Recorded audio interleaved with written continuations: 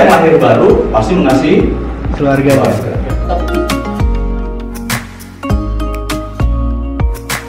Ada satu titik terang itu. Kita berpindah dari alam maut menuju pada kekekalan. Yes. Amin.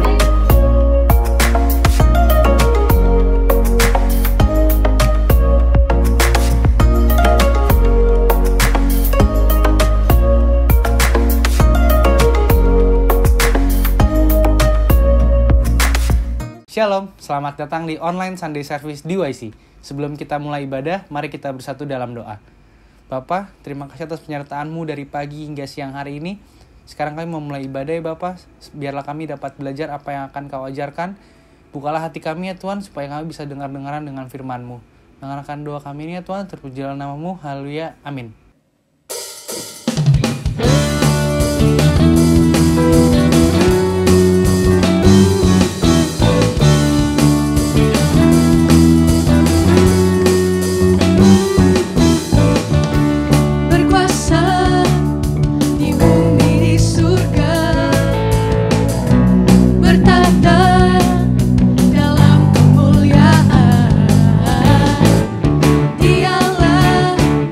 Tuhan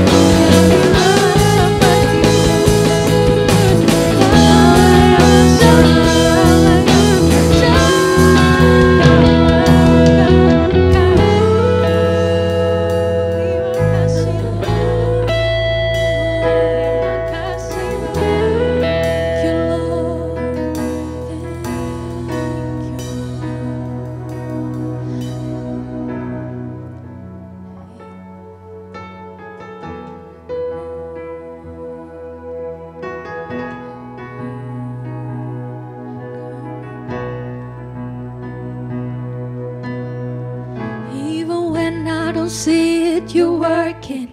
Even when I don't feel it, you're working. You never stop working.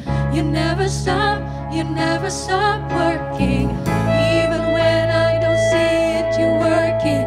Even when I don't feel it, you're working. You never stop working. You never stop working. Even when I don't see it, you're working. Even when I don't feel it, you're working. You never stop working. You never stop working. Even when I don't see it, you're working. Even when I don't feel it, you're working. You never stop working. You never stop working.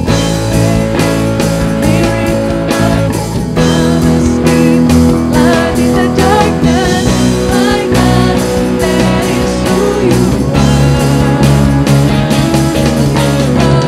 Waymaker, miracle worker, promise keeper, light in the darkness, my God, that is who you are.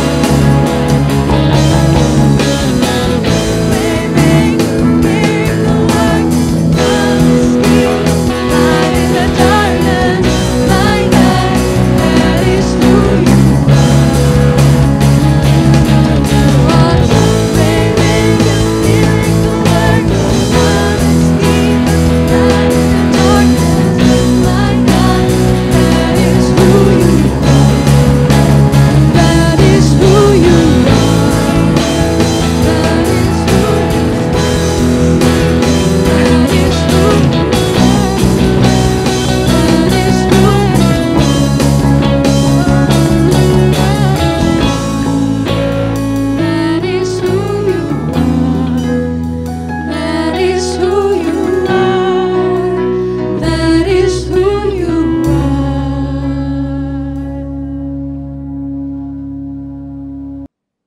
Halo teman-teman, perkenalkan aku Harry Jiu dan senang banget bisa melayani meskipun dengan jarak yang sangat jauh. Saat ini aku pelayanan di Banjarmasin, Kalimantan Selatan dan bersyukur dapat melayani dengan teknologi yang ada meskipun dalam kondisi yang sangat terbatas sekarang ini. Nah teman-teman, sebelum kita mendengarkan firman Tuhan, mari kita berdoa terlebih dahulu. Bapa Surgawi, tolonglah kami dan berbelas kasihanlah kepada kami dalam pikiran dan hati kami yang seringkali tidak dapat memahami dan tidak dapat mengikuti akan kehendak-Mu atas hidup kami ini Tuhan. Biarkanlah melalui kebenaran firman-Mu ini boleh menolong kami dan Roh Kudus boleh menuntun kami berjalan dalam jalan yang telah Tuhan sediakan sehingga kami didapati Tuhan, melakukan kehendak Tuhan dan menyenangkan akan hati Tuhan. Ini doa kami di dalam nama Tuhan Yesus kami berdoa. Amin. Teman-teman, hari ini kita bakal unboxing. Kita unboxing sebuah handphone ya. Berapa banyak sih di antara kita yang punya handphone waktu beli, lalu kita buka gitu, segelnya kita buka, kemudian kita angkat ininya, kita lihat handphonenya. Dan biasanya kita keluarin chargernya, kita keluarin kabelnya, setelah itu kita kembalikan. Dan kita tutup. Handphonenya kita pakai. Kita cas, kita tes baterainya, kita tes suaranya, kita tes berbagai hal yang berkaitan dengan handphone tersebut begitu ya. Tapi yang seringkali tidak kita perhatikan adalah buku manualnya. Benar nggak? Siapa di antara kita yang beli handphone lalu baca buku manualnya? Yang kadang seabrek-abrek begini ya. Ada begitu banyak dalam berbagai bahasa pula.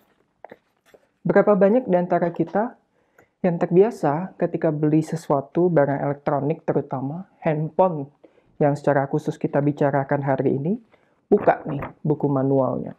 Di sini ada berbagai petunjuk dari menyalakan, menggunakan hingga mematikan. Nah, teman-teman, di dalam kehidupan kita, realitanya, ternyata kita juga sering lupa. Lupa apa? Lupa dan tidak memperhatikan bahwa ada buku manual untuk kehidupan kita. Kehidupan kita seringkali kita jalani ya as if kita memang sudah tahu. Kita pakai handphone, as if ya kita sudah tahu bagaimana menggunakan handphone itu.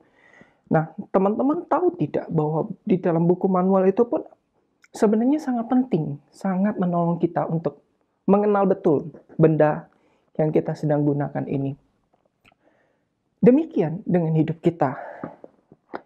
Teman-teman mungkin kenal diri teman-teman, nama, lahir kapan, mama papa siapa, kemudian mungkin pacar siapa, atau pasangannya siapa, begitu ya. Tapi teman-teman pernah nggak bertanya-tanya di dalam kehidupan teman-teman, sebenarnya siapa saya?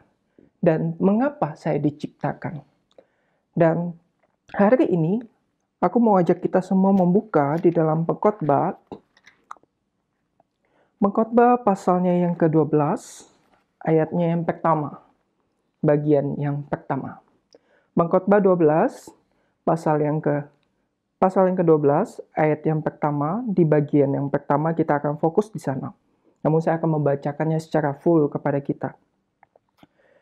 Ingatlah akan penciptamu pada masa mudamu, sebelum tiba hari-hari yang malang dan mendekat tahun-tahun yang kau katakan.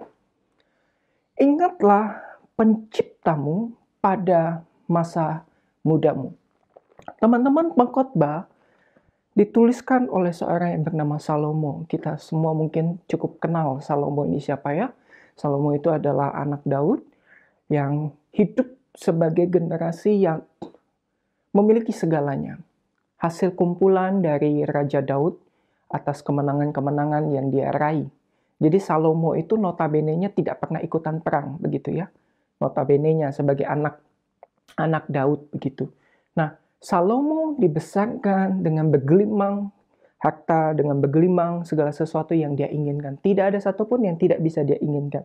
Namun uniknya, ketika dia berulang tahun, hal yang dia minta bukanlah kenyamanan, kekayaan, materi, ataupun yang lainnya. Tetapi hal yang dia minta adalah hikmat daripada Tuhan. Dia meminta kepada Tuhan untuk hikmat.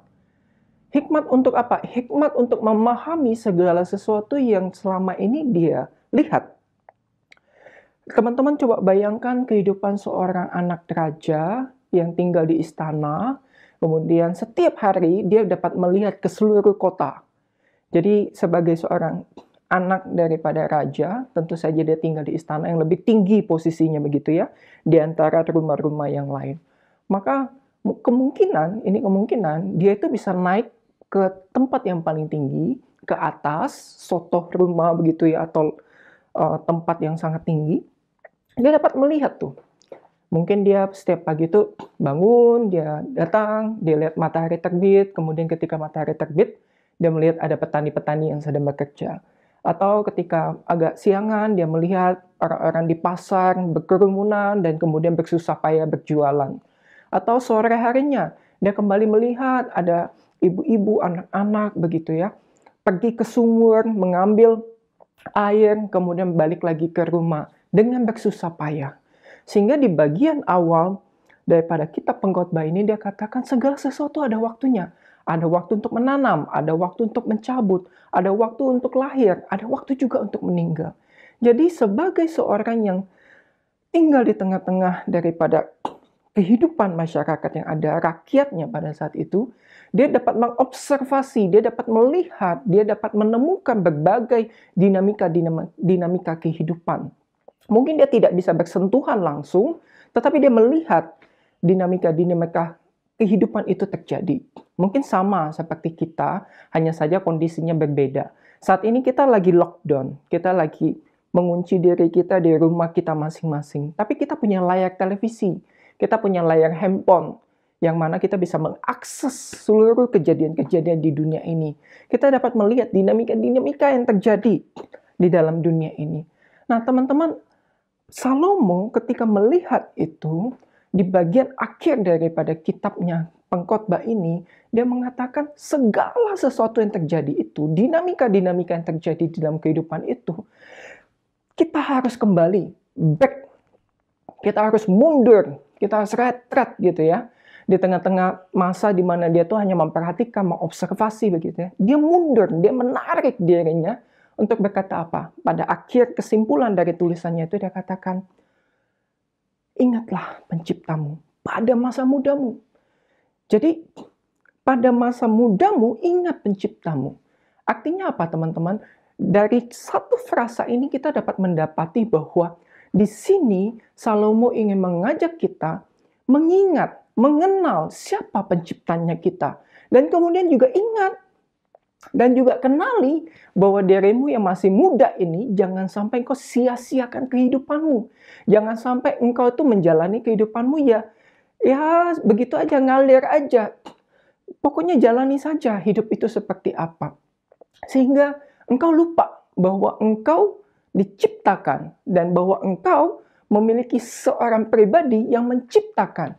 Dan ketika pribadi ini menciptakan, dia memiliki tujuan atas kehidupanmu. Sama seperti handphone ini. Ketika handphone ini diciptakan oleh penciptanya, maka mereka punya tujuan. Tujuannya apa? Mungkin untuk melancarkan komunikasi, mungkin untuk menghubungkan satu orang ke orang yang lain, mungkin untuk memperlancar akan akses internet, dan yang lain-lainnya. Begitu banyak tujuannya.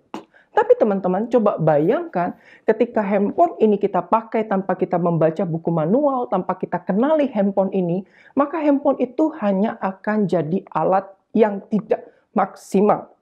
Alat yang tidak efisien, alat yang sangat tidak efektif. Kenapa? Misalnya, saya pakai iPhone. iPhone semenjak saya beli, saya tidak update. Selama bertahun-tahun saya tidak update. Maka lama-kelamaan saya nggak akan bisa pakai WhatsApp. Karena sudah terlalu jadul software yang ada di dalam handphone saya. Padahal handphone saya masih bisa menggunakan WhatsApp itu. Tetapi karena saya nggak mau update, tapi karena saya nggak mengenali handphone saya dengan baik, saya pikir handphone saya rusak. Kenapa? Karena tidak bisa mengakses WhatsApp, Instagram, dan yang lain-lainnya. Padahal kalau saya mau kenali handphone saya baca buku manualnya saya, kemudian saya mungkin mencari tahu begitu ya dari websitenya Apple begitu, cari tahu ini. Oh, handphone saya itu bisa diupdate. HP saya bisa sistemnya itu diperbaharui. Tapi saya tidak lakukan. Maka handphone saya tidak ubahnya sebagai alat yang tidak berguna, tidak maksimal, tidak efektif. Masih bisa hidup, masih bisa teman-teman. Masih bisa dipakai telepon, masih bisa. Tetapi tidak maksimal. Oleh karena kenapa? Mungkin selama pemakaian saya, ada begitu banyak malware yang masuk, bugs yang terjadi di handphone saya, virus-virus yang masuk ke handphone saya. Tetapi handphone saya karena tidak pernah diupdate, maka sistem keamanannya pun tidak bisa menolong malware, bugs, dan juga virus-virus yang ada di handphone saya. Sehingga handphone saya ada kemungkinan akhirnya rusak dan mati total. Oleh karena saya tidak pernah mengupdate sistem, mengupdate keamanannya, dan yang lainnya. Lalu bagaimana dengan kehidupan kita? Sama teman-teman. Kehidupan kita diciptakan oleh Allah untuk satu tujuan, yakni memuliakan nama Tuhan. Tapi sayangnya, iblis datang merusak kita dan kita jatuh ke dalam dosa. Hidup kita berantakan, hidup kita menjadi kacau. Atau bahkan mungkin kita berdosa tetapi kita tidak memahaminya. Kita berdosa dan kita merasa, yes, itu biasa. Kita berdosa, kita minum-minum, kita mabok-mabokan, kita pergi clubbing sampai tengah malam, kita hidup dalam kehidupan free sex, kita melakukan ini dan itu, melakukan segala sesuatu yang tidak berkenan sama Tuhan, tapi kita tidak merasa berdosa. Kita merasa bahwa ya ini kehidupan anak muda. Anak muda kalau tidak seperti ini, tidak memanfaatkan hidupnya dengan baik. YOLO, you only live once. Come on, kita cuma satu kali hidup. Nikmati hidup. Jangan soalim lah, jangan so suci lah, jangan ini dan itulah. Teman-teman, iblis dengan pintarnya mengecoh kita. Dia masuk ke dalam kehidupan kita dan seketika menjadi malware di dalam hidup kita. Menjadi sesuatu yang diam-diam merusak nurani kita, merusak moral kita, merusak segala sesuatu hal-hal baik yang Tuhan sudah berikan di dalam hidup kita. Ini dosa. Tapi kita merasa semuanya baik-baik saja. Kenapa? Karena kita tidak pernah upgrade. Kita tidak pernah kembali kepada pencipta kita. Kita lupa akan pencipta kita. Kita lupa bahwa kita adalah ciptaan. Bahwa kita adalah pribadi-pribadi anak-anak Allah yang diciptakan untuk maksud-maksud Allah. Kalau kita nggak terkoneksi selalu ke servernya, ini server tanda kutip ya, servernya Allah, kita nggak pernah upgrade diri kita. Ini buku manual kita. Sekaligus jadi tempat untuk kita upgrade diri kita. Kalau kita terlepas dari Allah, kita nggak pernah baca Alkitab, kita nggak pernah baca manual booknya kita, begitu ya, sebagai ciptaan. Kita nggak pernah tanya Tuhan, Tuhan, maunya kamu tuh apa sih atas kehidupan saya? Tuhan, saya kacau nih. Saya tahu saya berdosa nih. Ada begitu banyak malware, bugs, dan juga virus-virus dosa yang masuk ke dalam hidup saya. So, apa yang harus aku kerjakan Tuhan? Apa Tuhan? Kalau kita nggak pernah tanya Tuhan, kita nggak pernah terkoneksi sama Tuhan, dan kita juga nggak nanya sama diri kita, apakah yang kita lakukan ini benar? Apakah kehidupan kita sebagai anak-anak muda ini benar?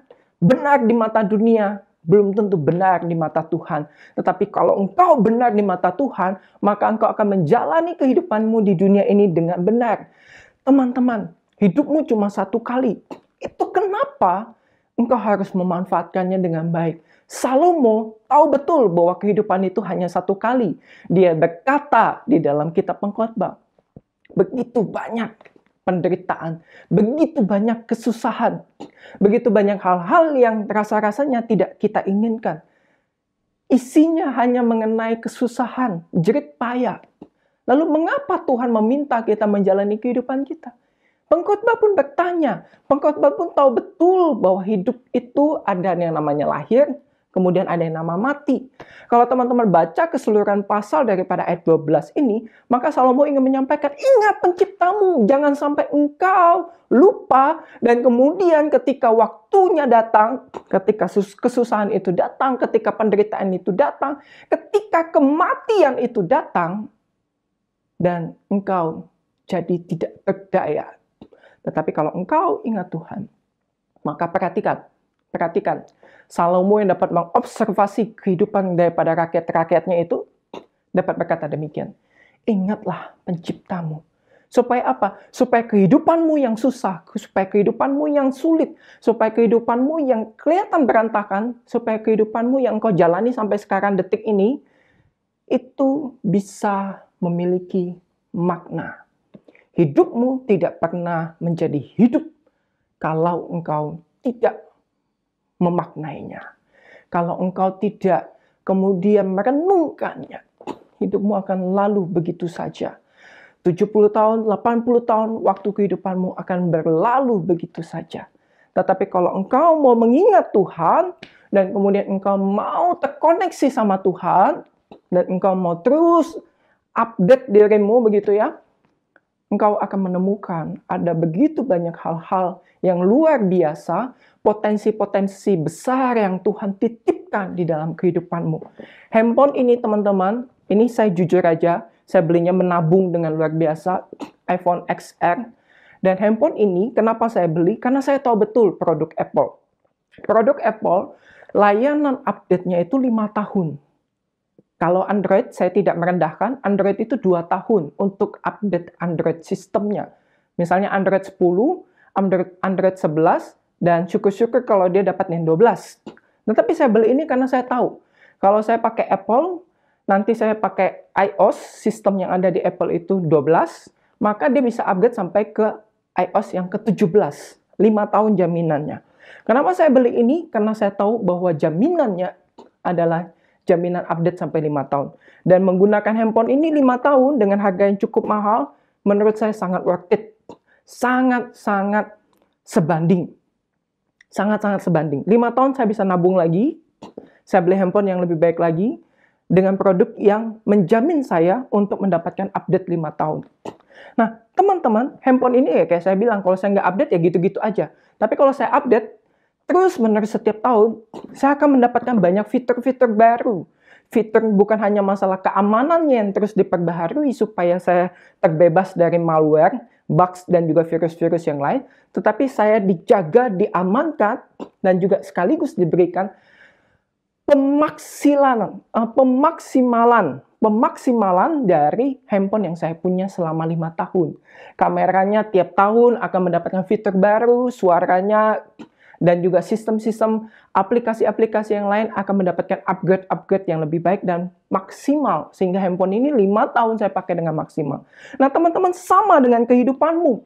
Kehidupanmu pun demikian. Kalau engkau diciptakan Tuhan dan Tuhan punya kehendak atas kehidupanmu 70 tahun. Apa engkau akan membiarkan kehidupanmu ya gitu-gitu saja? Apa engkau akan menggunakan sistem yang waktu kamu masih anak-anak itu, yang sifat kekanak-kanakannya akan selalu ada di dalam kehidupanmu? Atau dirimu akan upgrade karena engkau terkoneksi sama Tuhan? Tuhan, aku sekarang 16 tahun. Tuhan, aku sekarang 20 tahun. Tuhan, sekarang aku 25 tahun. Apakah engkau akan terus berada dalam mental kedewasaan seorang anak-anak? Atau engkau mau tanya Tuhan? Temukan apa yang Tuhan hendaki atas kehidupanmu. Sehingga engkau tiap hari akan mengupgrade dirimu. Dan 70, 80, 90, kita nggak tahu Tuhan kasih kesempatan kamu berapa tahun. Hidupmu akan terus di-upgrade. Engkau akan terus memperbaharui dirimu. Dan dosa akan datang. Kita tidak imun dengan yang namanya dosa. Tetapi sistem keamanan rohanimu, spiritualitasmu, itu dapat menolak semua dosa-dosa itu. Dapat menolak semua godaan-godaan itu. Karena engkau punya Tuhan yang terus mengupgrade dirimu. Jadi kalau sekarang engkau mendapati dirimu itu sebagai seorang anak muda yang baik-baik saja, puji Tuhan. Tapi engkau perlu tanya Tuhan, Tuhan, kehidupanku yang sudah baik-baik ini, untuk apa? Untuk siapa? Dan bagaimana aku memaksimalkan menggunakan kehidupanku untuk memuliakan namamu sebagai penciptaku. Sehingga aku dapat dikenali oleh orang banyak sebagai ciptaan Tuhan yang diciptakan sesuai dengan maksudnya. Atau engkau mau jadi ciptaan yang begitu saja. Ya pokoknya ya sudah, jalani aja hidup. Nggak usah susah. Apalagi kondisi seperti sekarang, semuanya harus berada di rumah, mengkarantina dirinya sendiri, lockdown diri sendiri. Ya udah, gitu aja. Jalani aja. Main game terus, nonton terus, kemudian tidur terus, makan tidur, dan seperti itu. Dan hidupmu sia-sia. Teman-teman, masa pandemik ini adalah masa yang sulit memang. Tetapi dalam masa yang sulit ini, Tuhan sedang ingin sampaikan sesuatu kepada dirimu. Dalam aksara Mandarin, ada satu kata yang bisa mewakili kondisi kita sekarang ini, yakni kata krisis. Dan di dalam aksara Mandarin itu, tulisan Mandarinnya, kata krisis itu terdiri dari beberapa aksara Mandarin yang lain. Dan salah satu aksara yang terdapat di dalam kata krisis itu adalah kesempatan. Kondisi kita boleh krisis dalam saat ini. Kita terjebak di rumah kita masing-masing. Tetapi kondisi yang krisis itu tidak boleh menjebak kita untuk tidak memanfaatkan kesempatan yang Tuhan sedang sediakan bagi kita. Kesempatan untuk apa? Kesempatan untuk kembali mengingat siapa diri kita dan mengingat siapa pencipta kita, Allah yang sudah berbicara melalui Alkitab ini. Kita diberikan kesempatan untuk retreat, untuk mundur sejenak, untuk menarik diri kita, mengunlock diri kita, mengunci diri kita di satu tempat, di rumah, di kosan, di apartemen kita, ataupun dimanapun kita berada saat ini. Kita diminta untuk mundur. Dan saat ini, ketika kita mengunci diri kita, kita lockdown diri kita, sekarang saatnya kesempatan bagi kita di tengah-tengah dinamika dunia yang saat ini sedang kita cermati, jumlah pasien yang terus bertambah, jumlah kesulitan ekonomi yang terus menggoncang dunia. Di tengah-tengah krisis itu, maukah kita mengunlock, membuka, mengunboxing diri kita untuk mengenali dengan lebih detail siapa diri kita ini sesungguhnya, dan siapa yang menciptakan kita, dan tujuannya apa? Tujuannya apa? Ketika engkau mengunboxing dirimu, sakit, engkau mungkin akan temukan, ternyata saya ini orang yang pemalas. Ternyata saya ini seorang yang pemarah. Ternyata di dalam relasi saya adalah seorang yang sangat kasar dalam berbicara. Ternyata saya sebagai seorang anak, saya tidak berbakti kepada orang tua saya. Ternyata saya sebagai anak Tuhan masih sering melakukan dosa-dosa. Ternyata saya sebagai anak Tuhan dalam masa pandemik ini, ketika saya lockdown diri saya menemukan ada banyak dosa-dosa yang saya kerjakan. Saya makin aktif dalam pornografi. Saya semakin sering melakukan masturbasi. Saya semakin sering minum konsumsi obat-obatan terlarang yang seharusnya tidak boleh saya konsumsi. Saya semakin sering minum-minum dan ini dan itu. Teman-teman, atau mungkin engkau sama sekali tidak melakukan hal yang baru saya sebutkan, tetapi engkau diam. Padahal ada teman-temanmu, saudara-saudara seimanmu yang sedang membutuhkan akan kasih Tuhan. Tetapi engkau diam. Engkau diam di rumahmu. Mungkin Tuhan sedang ingin minta engkau untuk jadi alatnya Tuhan. Telepon teman-temanmu yang engkau rasa engkau sangat mengenalinya. Doa, tanya Tuhan, siapa yang harus saya hubungi saat ini Tuhan? Tanya Tuhan, siapa yang harus saya cemaskan dalam kondisi sekarang ini Tuhan? Apakah si A, si B, si C? Atau jangan-jangan papa mama saya sendiri? Atau saudara saya sendiri? Sehingga engkau bisa dipakai Tuhan untuk jadi alat. Menolong mereka untuk melihat kondisi ini sebagai kondisi untuk mengingat Tuhan dan mengingat dirimu siapa. Dan Calvin mengatakan pengenalan diri adalah pengenalan akan Tuhan, dan pengenalan akan Tuhan adalah pengenalan akan diri kita. Hingga ketika kita mengenali siapa diri kita, maka tidak bisa tidak. Kita harus ingat kita sebagai ciptaan, dan oleh karena itu kita memiliki seorang pencipta, yakni Allah. Dan ketika kita mengingat Allah, maka kita akan melihat dia sebagai pribadi yang menciptakan, dan kemudian melihat diri kita sebagai ciptaan. Sehingga di dalam pengenalan diri yang demikian, kita akan memaksimalkan kehidupan kita. Kita tidak akan jadi gadget yang tidak berguna, padahal sangat berharga.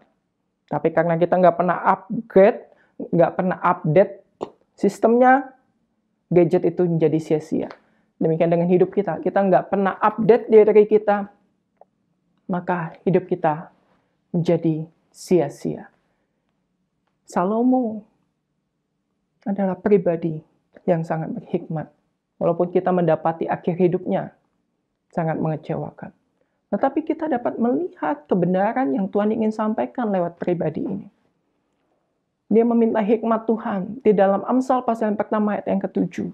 Dia sendiri berkata, takut akan Allah adalah awal daripada hikmat. Hikmat apa yang sedang kita cari di tengah dunia ini?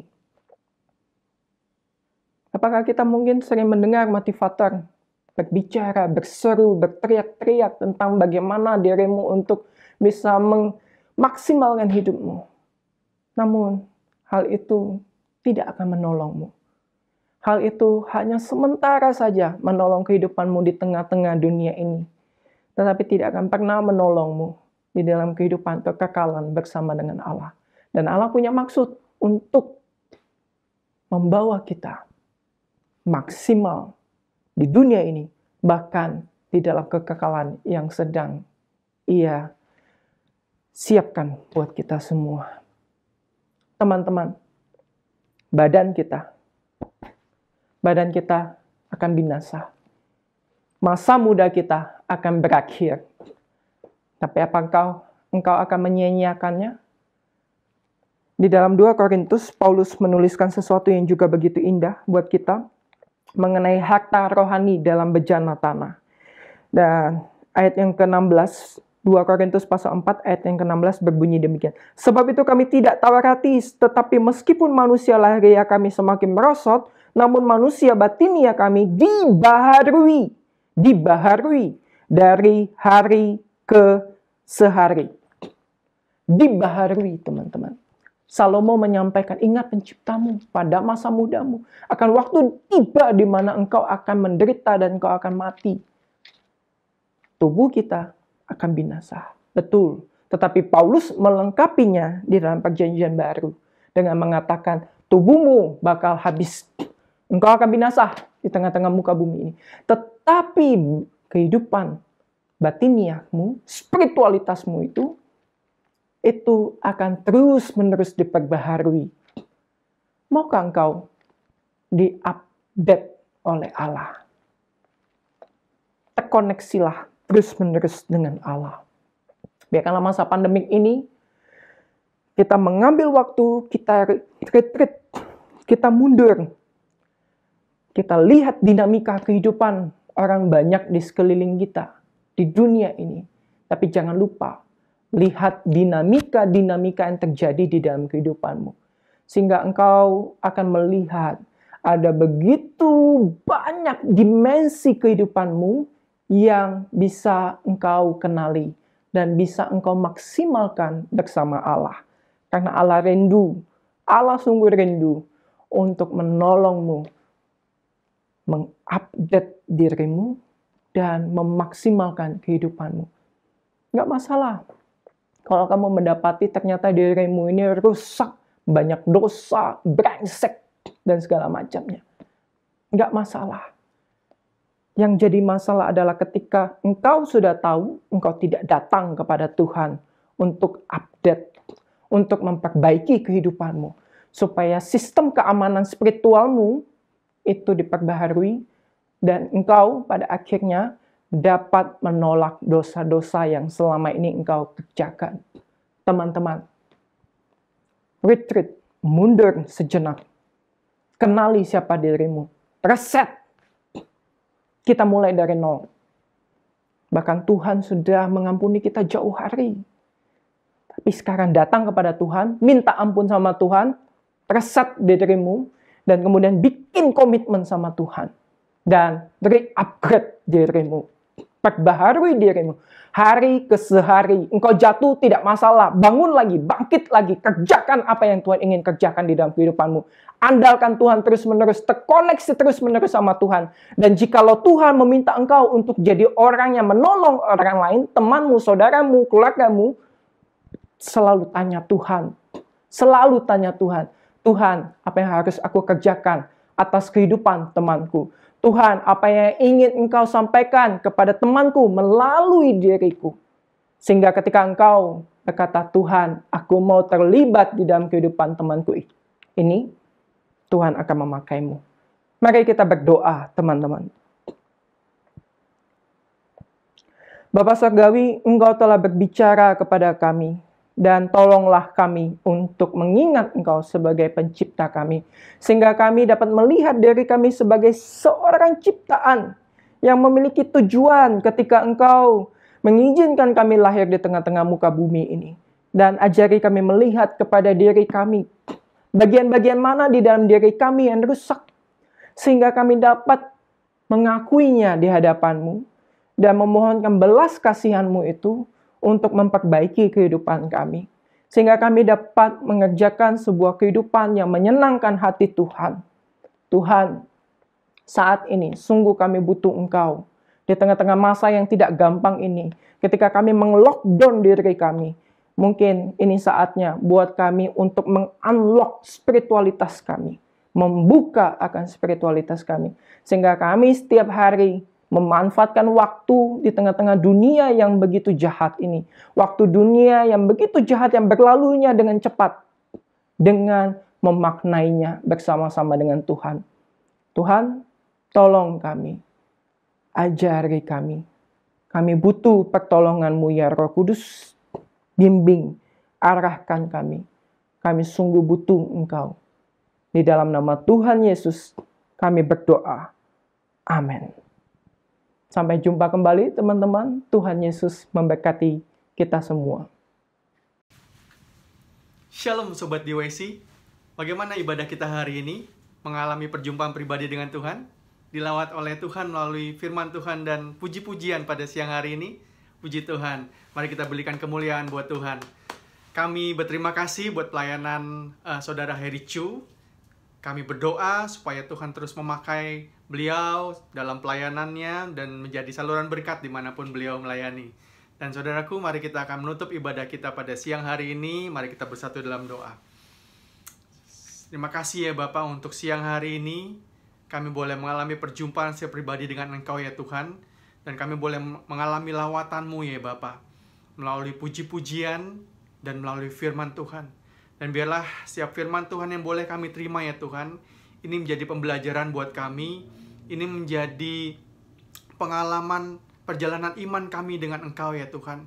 Sehingga kami sebagai anak-anak muda ya Bapa, kami terus diperbaharui, menjadi serupa dengan Kristus hari tiap hari. Terima kasih ya Bapa. Kami juga berdoa Tuhan untuk Saudara Heri Chu, Tuhan berkati beliau ya Tuhan. Tuhan pakai sebagai konselor di gereja tempat beliau melayani. Dan biarlah setiap anak-anak muda yang boleh ditemui oleh beliau Tuhan. Mereka boleh mengenal siapa diri mereka. Mereka boleh mengenal siapa Kristus yang ada dalam diri mereka. Sehingga hari tiap hari, mereka dan juga kami ya Tuhan.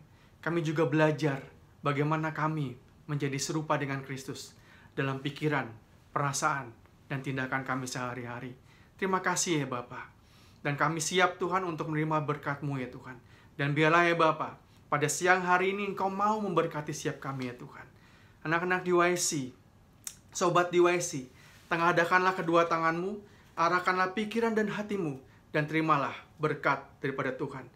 Tuhan memberkati engkau dan melindungi engkau. Tuhan menyinari engkau dengan wajah-Nya dan memberi engkau kasih karunia. Tuhan menghadapkan wajah-Nya kepadamu dan memberi engkau damai sejahtera. Mari bersama-sama kita katakan amin. Kita berikan kemuliaan buat Tuhan. Sampai minggu depan, selamat hari Minggu dan Tuhan memberkati.